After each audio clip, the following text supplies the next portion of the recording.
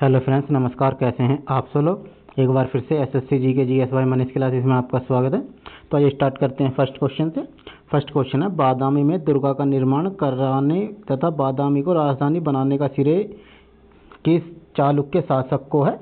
पुलकेशियन प्रथम को। किस चालुक्य शासक ने थानेश्वर व कन्नौज के महान शासक हर्षवर्धन को नर्मदा के तट पर परास्त किया और उसे दक्षिण में बढ़ने से रोका। पुलकेशियन द्वितीय ने। चालुक्य पल्लव संघर्ष के दौरान किसने पुलकेशिन द्वितीय की हत्या कर वातापी पर कब्जा कर लिया तथा वातापी कोंडा वातापी का विजेता की उपाधि धारण की। नरसिंह वर्मन प्रथम ने। किस चालुक्य शासक ने 4 चोल व पांड्य को हराया जिस कारण उसे तीनों समुद्री, बंगाल की खाड़ी, हिंद महासागर व अरब सागर का स्वामी भी कहा गया है। विक्रमादित्य प्रथम को। श्रीलंका पर विजय प्राप्त करने वाले चोल वंश का सबसे प्रतापी राजा था राजेंद्र प्रथम। पहाड़ी काटकर एलोरा के विश्व विख्यात कैलाशनाथ मंदिर का निर्माण कराया था राष्ट्रकूटों ने। किसने तंजौर में बृहदेश्वर मंदिर का निर्माण कराया था। राजा प्रथम ने। चालुक्य वंश का सर्वाधिक प्रसिद्ध शासक था पुलकेशिन द्वितीय। कौन सा शहर चोल राजाओं की राजधानी थी। तंजौर राजधानी थी चोल राजाओं की। पांड्य साम्राज्य की राजधानी कहाँ थी। मदुरै। राष्ट्रकूट साम्राज्य का संस्थापक कौन था। दंतीदुर्ग। विरूपाक्ष मंदिर का निर्माण किसने किया था। चालुक्यों ने विरूपाक्ष मंदिर का निर्माण किया था। पल्लवों के एकाश्मीय रथ मिलने का स्थान है महाबलीपुरम। होयसल की राजधानी का नाम क्या है। द्वार समुद्र। महाबलीपुरम जो एक मुख्य नगर है वह किस काल में किन शासकों की रुचि को दर्शाता है। पल्लवों की रुचि को दर्शाता है। यादव सम्राटों की राजधानी कहाँ थी। देवगिरी। चोल राजाओं ने किस धर्म को संरक्षण प्रदान किया। शैव धर्म को। प्रथम भारतीय शासक कौन था जिसने अरब सागर में भारतीय नौसेना की सर्वोच्चता स्थापित की थी। राजा प्रथम ने। किस शासक के पास एक शक्तिशाली नौसेना थी। चोल के पास शक्तिशाली नौसेना थी। भगवान नटराज का प्रसिद्ध मंदिर जिसमें भरतनाट्यम शिल्प कला है कहाँ स्थित है। चिदम्बरम में। राष्ट्रकूटों को किसके द्वारा उखाड़ फेंका गया था। तेलप द्वितीय द्वारा राष्ट्रकूटों को उखाड़कर फेंका गया था। फिर चैनल को सब्सक्राइब कर लें और वीडियो को अपने दोस्तों को भी शेयर कर दें ताकि आने वाले वीडियोस आपको मिलते रहें और वीडियो को लाइक भी कर लें। प्रशासन के क्षेत्र में चोल राजवंश का मुख्य योगदान है। सुसंगठित स्थानीय स्वशासन में एलोरा के प्रसिद्ध कैलाश मंदिर का निर्माण किसने कराया था। कृष्ण प्रथम ने। किसने कन्नड़ काव्यशास्त्र की प्राचीनतम कीर्ति रवि राजमार्ग की रचना की। अमोघ वर्ष ने। मंदिर स्थापत्य कला की द्रविड़ शैली का आरंभ किस राजवंश के समय में हुआ। पल्लव वंश के। चालुक्य विक्रम संवत का प्रचलन किसने किया। विक्रमादित्य पंचम ने। चोल काल में नौसेना का सर्वाधिक विकास किसके समय में हुआ। राजेंद्र प्रथम के समय में चोल काल में नौसेना का सर्वप्रथम विकास हुआ। राजेंद्र चोल द्वारा किए गए बंगाल अभियान के समय बंगाल का शासक कौन था। महिपाल प्रथम। वह चोल राजा कौन था जिसने श्रीलंका को पूर्ण स्वतंत्रता दी और सिंघल राजकुमार के साथ अपनी पुत्री का विवाह कर दिया। कुलोथुंग प्रथम ने। चोल राज्य की राजधानी तंजौर को बनाने वाला कौन था। विजयालय।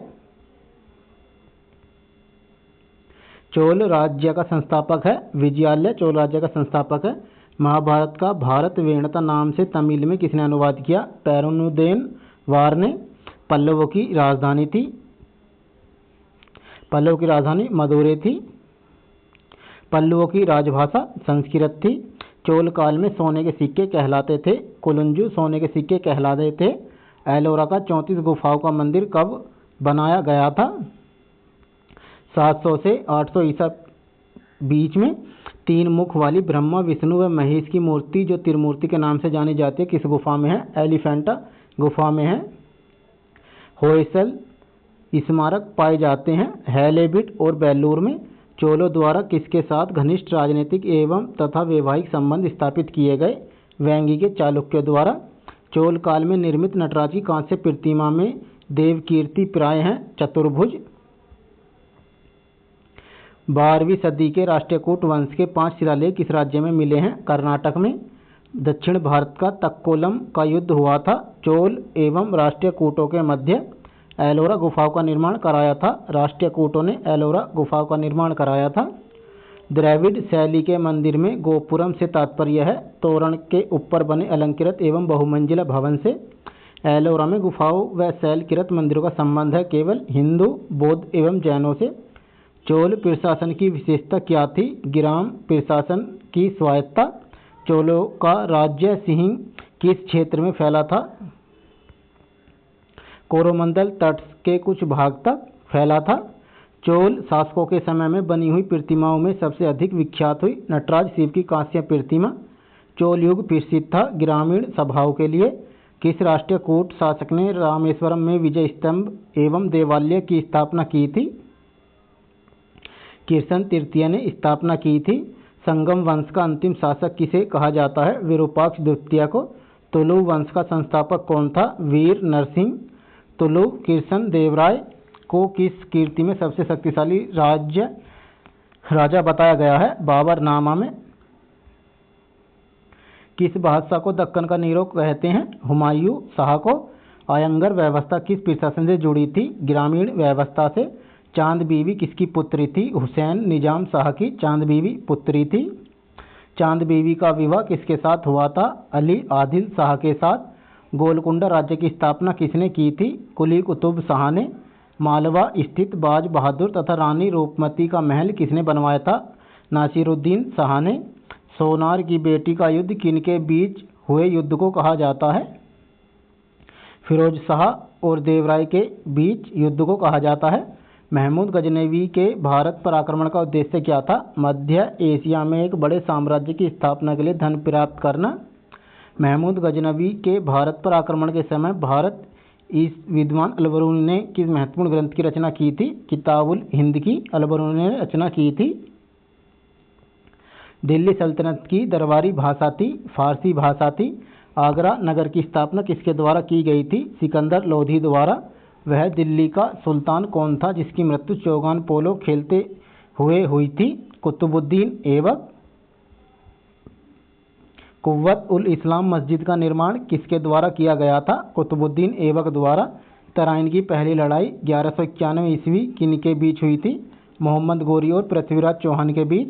किस खिलजी शासक ने दिल्ली को राज सिंहासन पर बैठने के लिए अपने ससुर की हत्या कर दी गई थी? अलाउद्दीन खिलजी ने अपने ससुर की हत्या कर दी थी। रजिया सुल्तान किसकी बेटी थी? इल्तुतमिश की। मोहम्मद गोरी विकसित प्रदेशों की देखभाल के लिए विश्वसनीय जर्नल को छोड़ गया था? कुतुबुद्दीन ऐबक को। महमूद गजनी का भारत में अंतिम आक्रमण किसके विरुद्ध था? जाटों के विरुद्ध था। महमूद गजनी किस वंश का था? यामनी वंश का था।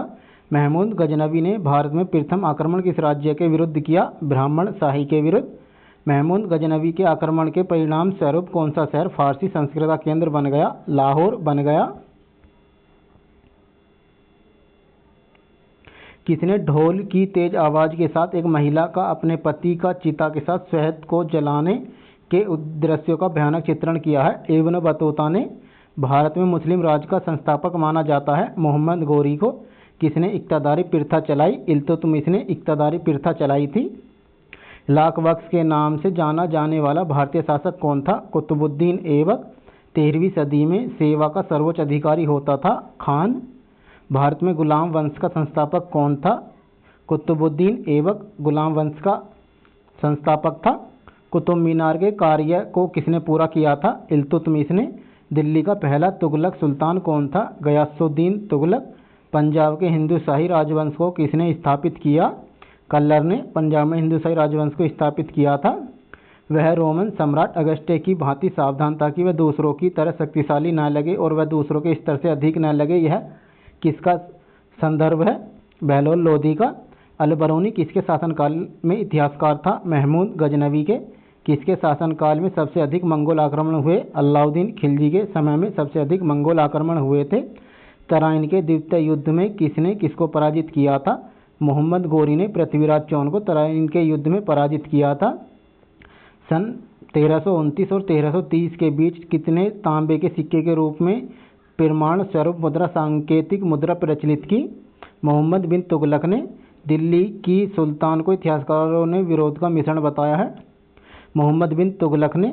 लोधी वंश का अंतिम शासक कौन था?